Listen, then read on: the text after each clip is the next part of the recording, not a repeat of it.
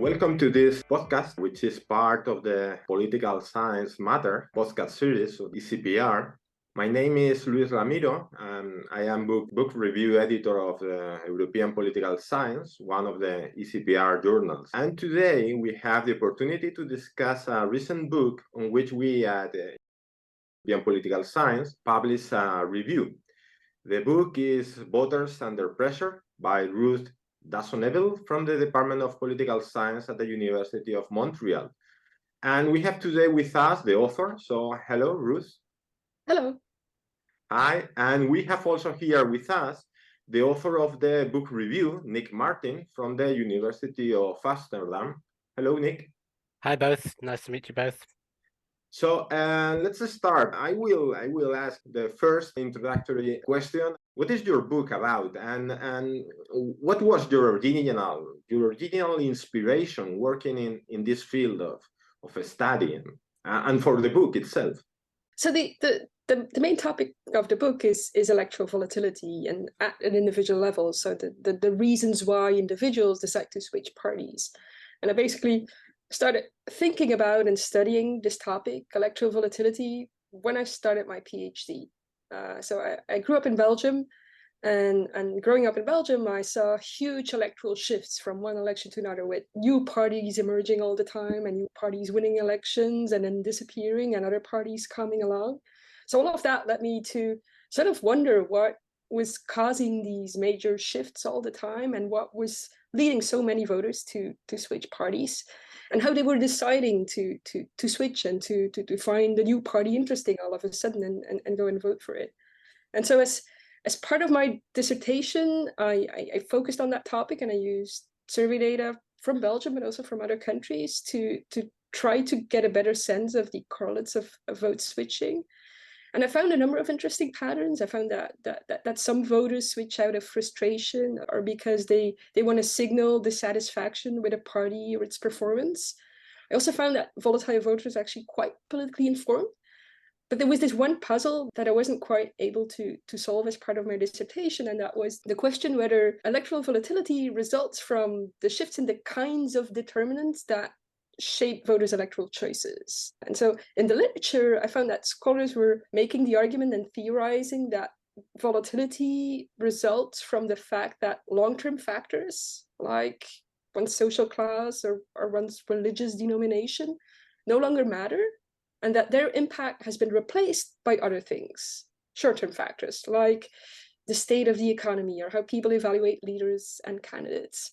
And I found that expectation quite plausible, but at the same time, there wasn't a whole lot of empirical evidence for it. And when I tried to sort of find evidence for that expectation myself, my efforts weren't really successful. And I didn't find sort of strong evidence of this shift in importance away from long-term factors towards short-term determinants of the vote choice. So in the end, I just decided to wrap up the dissertation without getting to the bottom of that question. But I knew that more had to be done, and so I went back to that question a few years later, and that's how the book came about, basically. So 8 years later, there's a book that makes an effort to try to solve that puzzle that I got stuck on.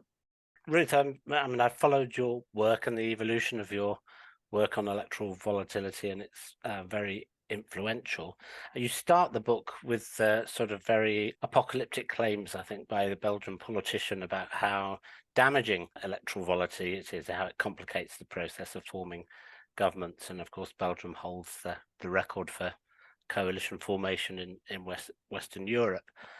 And so that's a sort of rather more pessimistic conclusion. But I know in your other work that you've evaluated specifically, both positive possibilities for electoral volatility. Through this work, do you come down in any way on the more positive view that this is a realignment within democracies, and if people stayed wedded forever to the same choice, it wouldn't be a very strong mechanism of accountability? How after this book do you feel about that question? Yeah, that's sort of a main normative thing that in the field, in the study of electoral volatility, we haven't sort of quite found a sort of consensual view on or find a real convincing answer to. I think my sort of going into this book, my take on this was that there's probably some sweet spot of a certain level of volatility that has to be attained in democracies for democracies to function well. But at the same time, you don't want it to go beyond that sweet spot, because then there's the risk that parties basically can't govern anymore, because they always have to worry about voters and keeping their electoral base, and so they cannot think about long-term policies, for example, anymore. Having sort of written the book, I'm still not quite sure what that sweet spot is. I think putting a number to it is really hard. What we have seen is that there's a shift on average in levels of volatility, and at the same time we've seen more of sort of the negative consequences of it. So for sure the negativity of it is pretty obvious, but if it has to come down a bit to sort of more manageable levels that allow for more governing or better governing, I'm not quite sure how much it should be declining. Quite a bit probably, but it should definitely not disappear, because you need voters to hold parties and governments accountable too. So that's why it is important that there's at least a fraction of voters that considers switching and is open to switching parties from an election to the other. Yeah, I've never heard the concept of a sweet spot of volatility before, but it's a very, very interesting one. One of the things I really liked about your book was the use that you make of the tunnel of causality and showing the interconnectedness of short and long-term factors. And I wondered if you could elaborate a bit more on that. I think it's one of the distinctive strengths of the book, I think. Yeah, so the basic argument, if I would have to summarize the book, is that volatility results from the fact that people's vote choices and the process by which they choose parties differs fundamentally from a vote choice process of a voter that is stable, and that vote choice process can indeed be thought of in terms of the funnel of causality that we know from the American voter and Campbell et al.'s work. And so the idea is that volatile voters have a vote choice process that lacks constraint, and the lacking of constraint really means that there's all sorts of factors that come into play, and all of those factors lead voters to sort of consider other options and to consider multiple preferences, basically. And so because all of those sort of factors push a voter or pull a voter basically in different directions, they do not form attachments to a party. And in the end, they honestly consider voting for multiple parties, and depending on sort of whatever happens in the campaign, they can vote for one or the other party. And that sort of voting decision process contrasts with that of a voter that always votes for the same party, because that voter's voting process is going to be really constrained in the sense that everything sort of just adds up to confirming their preference for one specific party.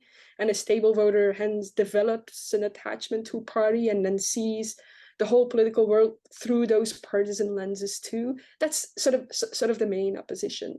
And then the argument that I make in the book is that we're seeing more of that first type of voters. We're seeing more voters in most established democracies these days that have these unconstrained voting decision processes, and that I argue in the book is the result of the fact that at the front end of the funnel, when we're looking at the role of long-term factors, long-term determinants like social demographics and group identities, that is more sources of cross-pressure there, that those identities are more likely to overlap or to pull voters in different directions rather than all adding up.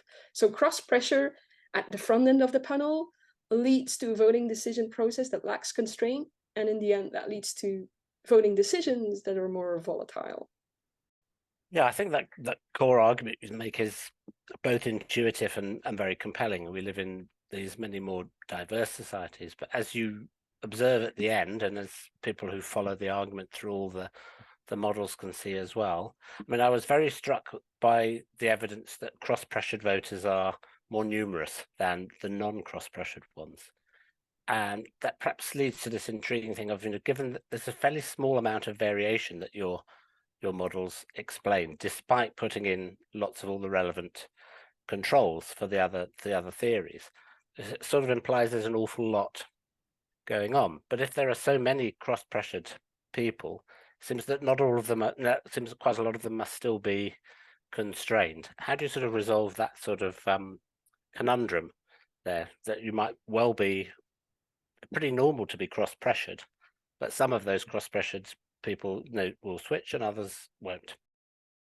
I think that's really where I get to sort of the limitations of my approach to studying cross pressures, where I'm basically observing what are sort of the main associations between social demographic factors and the vote choice in a particular setting, in a particular country, an election, and that then helps me to sort of predict how likely it is that those social demographics will lead to sort of a clear prediction of a vote for one party versus that leads to sort of a confused signal where there's multiple options, basically. And so that sort of based on whatever the setting is, I predict that specific voters are more or less cross-pressure. But obviously, for an actual voter, they can still sort of prioritize specific identities more than others. And they can be sort of part of organizations that help them to prioritize some identities and not others. And as soon as you sort of focus on one of your identities or social demographic factors only, then that cross-pressure in a way disappears, even though, say, you're religious but also young, that in principle that should lead you to feel cross pressure, because sort of being religious in principle should lead you to sort of favor more right-wing parties or more conservative parties. Being young in principle should lead you to favor more left-wing parties or more progressive parties. But perhaps for a specific individual voter, they sort of solve that cross pressure by just focusing on their religion only and vote based on that.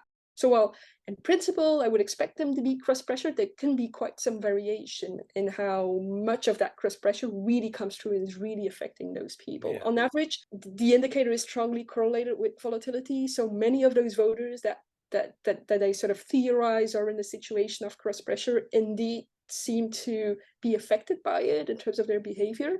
But there's many more that probably aren't, or that sort of get out of that situation of cross pressure and find solutions to make a decision anyway. And one of those solutions can be to, well, just focus on one identity and only think about that one and not sort of think about the other identity too much. Yeah, is that a sort of question that you would be interested in exploring? I mean, you talk about one area for future research, perhaps through conjoint experiments, to delve a bit deeper into that and to how cross-pressured voters might resolve the tension in the way you just described. Yeah, absolutely. That is definitely one of sort of the areas in which I would sort of want to do more research and I want to find out more. The way in which I'm analyzing cross pressures in the book is there's this one indicator that I'm using that I think is useful and really gets a first sense of the importance of cross pressures for voting behavior, but it's still very much a black box. And that black box, ideally, I would want to unpack and sort of figure out what exactly is going on there. And then there's many questions that relate to that. One of those questions is sort of which identities in particular are sort of more likely to cause cross pressure than others. Maybe there's some identities that even if they're sort of technically cross pressure, it's never really affecting people. While for other identities, they're sort of, because they're maybe less politicized or people care about them less strongly, it doesn't ultimately result in sort of partisan cross pressure. That's one possibility. And then all of that definitely relates to another area in which I think more research is needed, and that is to bring in blind side too, because the whole book is very much a book that focuses on individual voters and individual voters only, and then sort of looks at societal changes and changes over time.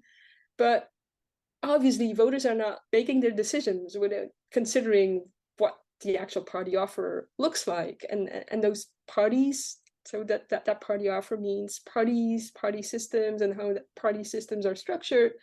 They are definitely influencing the importance of these group memberships, and they can potentially mobilize or sort of make sure that specific identities gain political saliency. They can decide to take position and sort of appeal to a specific group and not other groups, and all of that should interact with how voters are seeing these groups and the connections that voters are making between their group memberships and specific parties. That's a second part. One avenue of further research is that unpacking that black box and figuring out which identities matter most and which are most sensitive to cross pressure. And the other is, what is the role of parties and candidates and all of that, and do they have the power to generate cross pressure or to limit cross pressure among voters? Yeah, well, you anticipated and almost answered the next question, which really was going to be about the supply side, and I think that's very persuasive. But I wondered also if you thought that your model or framework, if you like, of these cross pressures could also be used to look at the electoral decline or potential revival of party families, because I agree with you strongly, and my research suggests that these attachments matter, and the attachments that candidates have matters. But if you looked at the Social Democratic Party, it might really be a paradigm example of one where they have weakened through their own actions these forms of encapsulation, and whether this cross-pressure framework would be a nice way to look at not just social democratic parties, but maybe also mainstream right voters, to look at why those have abandoned mainstream parties so much in the last few decades. Yeah, absolutely. And this big question in sort of the field of about electoral behavior and party politics is sort of, where are all these changes going? Because we're seeing that there's much change, and we're seeing that there's much volatility. We're seeing that specific parties are losing out and other parties are increasingly successful. And I do think that those changes are related to group dynamics and to structure. And I hope that my book can be part of a movement where we're sort of focusing more on the role of those factors. Definitely. I'm not quite sure, however, where exactly we are at this point and how these trends are going to continue to develop.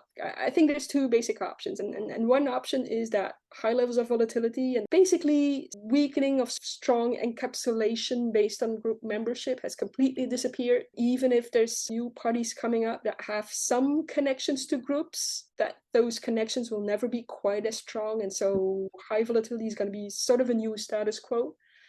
The other option is that high levels of volatility that we're currently witnessing are part of a transition phase, and ultimately they'll go down again because of realignment, and that those new parties, like the radical right parties that you were mentioning, for which we're seeing that their electorates are sort of socially different than electorates of other parties. So the expectation for realignment would then be that ultimately those voters are not going to be cross-pressured anymore. Based on their socio-demographic characteristics, their group identities, they will form an alignment pretty stable with the radical right, for example, and then they will sort of in a stable way continue to vote for those parties. I'm not quite sure what direction things are going, and I think only time will sort of tell. But those are the two main options. At this point, all of those parties are still very much competing for all of these groups. We're seeing traces or indications of realignment, but definitely not back to a level that we were at in the 60s or even the 70s. Yeah, I'm very interested in the realignment argument, to take it forward a little bit, because I was unclear, and maybe because it wasn't actually a core question identified in your book, is how far switchers were moving. And I thought it was sort of hinted at in your observation that there was less, they had less strong preferences between their first and second choice over time. Did you have from your data a sense of whether cross-pressurized switchers were more likely to move to ideologically adjacent parties and therefore realigning within some broad ideological bloc, or they actually went across the ideological divide and moved quite a lot along some sort of continuum? Yeah, in the book, I'd say that I'm sort of avoiding that whole question. And there's a number of reasons why I don't go into the block switching argument or do not pursue in the end an analysis based on ideological blocks. And I think the main reason for that is that the nature of those ideological blocks is changing at the same time. And so at the start of the time series, because the book is using historical election survey data starting in the 50s or 60s in some of these countries, all until about 2020 is where I get to. And so at the start of that time series, there's this left-right dynamics sort of conceived of in traditional ways in most of these countries that I'm analyzing, which is Western European countries, and then there's the US, Canada, and Australia added to that. And so at that point in time, you can probably create blocks of parties that are sensible, and then sort of trace whether people are mostly switching within those blocks or between them. But currently, you can, at least my sort of take on this is it's gotten a lot more difficult to create those blocks, because given that we're shifting away from sort of economic left-right dynamics, and there's this cross-cutting, if you will, cleavage that you can call sort of transnational cleavage or Galtan, or however you want to call it. And because of that, it's not quite clear anymore what counts as a left-wing party. Is it their economic positions, or is it the cultural positions mostly that define which is a left-wing party? And so if I would have to trace between block switching, that the definition of blocks would have changed over time too, and that I felt would have been a real important challenge empirically. My more substantive answer to the question is that for sure most of the switching is to parties that are ideologically close by, and that ideologically close by can be on either of those dimensions, depending on whatever voters prioritize, and depending on whatever dimension is sort of most important for them, or most important in the context in which they're choosing parties. So obviously, and most of that switching is sort of ideologically constrained, and that's also what I found in some of my earlier work, that these ideological differences definitely matter, and that is also why we're seeing that there's a lot more volatility in countries that have more fragmented party systems, because in more fragmented party systems, that the sort of switch to another party is sort of, there's going to be other options fairly close by on different ideological dimensions. Yeah, that's a compelling argument. It's something I'm very interested in pursuing further, but very interested.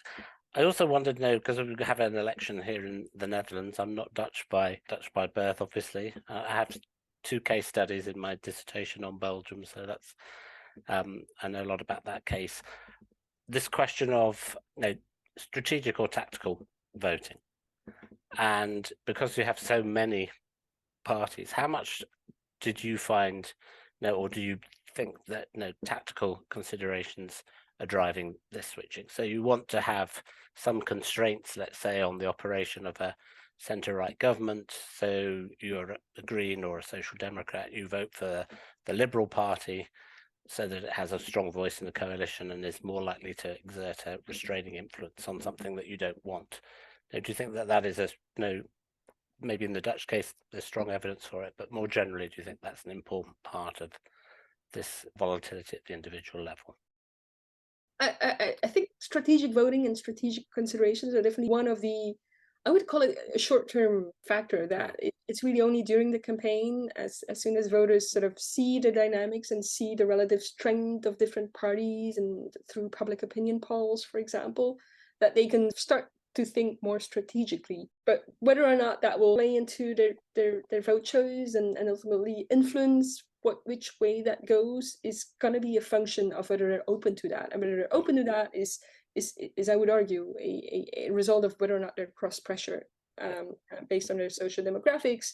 If they are, then they are open to considering multiple options. And as soon as you're open to considering multiple options, then you can also be strategic. Obviously, strategic voting is not one of the things that they actually analyze in the book, again, mostly because of data limitations. If you're looking at sort of a long time perspective, then you have to do with whatever indicators are sort of measured fairly consistently. And then in the end, that really narrowed things down to evaluating leaders and evaluations of the state of the economy. But strategic voting in an ideal world would be one of those factors that it would take into account, and that I think is more prevalent amongst voters that are more cross pressure, and then sort of ultimately they sort of go with whatever is the most viable option or the most viable candidate they can vote for.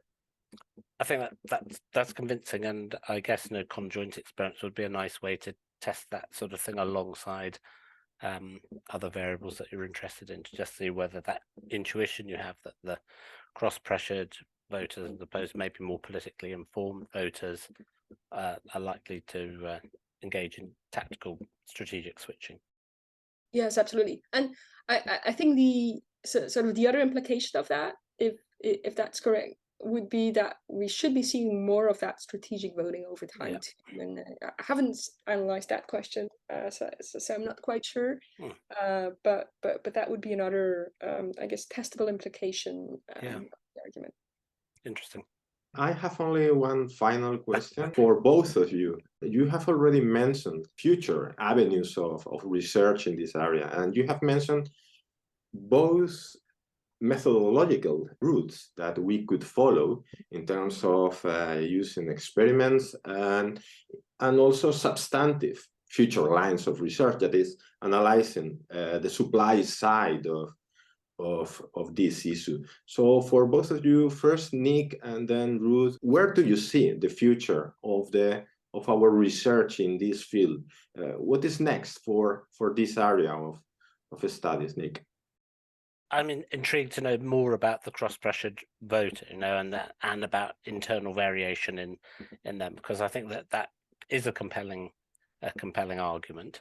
I made the point about non-traditional forms of encapsulation and the part that they play in bonding voters now on that, and Ruth showed the argument in the book about trade unions, but my own research suggests that a diverse civil society provides plenty of organizations that are continuing to play that role. And I think I'd be interested to know in these samples of cross-pressured voters how they differ from the less cross-pressured ones in terms of their civic participation and engagement with the political and civic process, I suppose. And I'm very interested to see it taken in there looking at specific party families. I think it's a great framework for looking at the decline of social democracy in particular, and at mistakes, I would call them, to put it slightly judgmental on their mistakes of detaching from these societal links that helped encapsulate, and once you've detached, you demobilize, you push, I think, more of your natural constituency into, or you make them more vulnerable to cross pressures that are going to exist in their daily lives. So those things would be interesting to me. Thank you. And Ruth? Yeah, I definitely agree with those. So those are all really important questions, and definitely we need more research into this field. For me, the big thing is the role of parties in this all, and we know that sort of at a societal level, there's been so much change. Trying to figure out sort of how exactly parties are adapting and what leverage they actually have on all of this. Are they just sort of witnessing and sort of trying to get by, or do they actually have power to make specific identities more salient politically, and are voters sort of influenced by that?